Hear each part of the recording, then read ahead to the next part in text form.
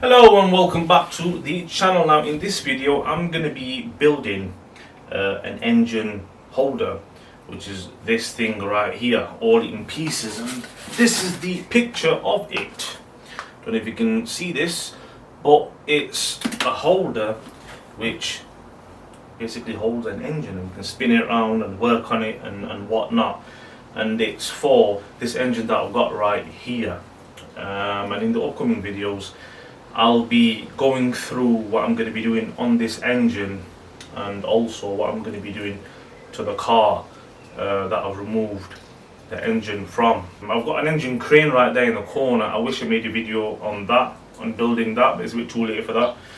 And also I wish I could have made a video on removing the actual engine from the car itself, but too late for that, of course. But never mind. I've got something to build, which is this engine holder, and that's what I'm going to be doing right about now. It's my first time building something on well, in the video, and it's going to be my first time editing a video like this, so I hope it comes across just fine, and hope you guys enjoy the journey of this, you know, this engine holder that I'm going to build. I've got a wheel right here, and yeah, let's get crack-a-lacking, shall we?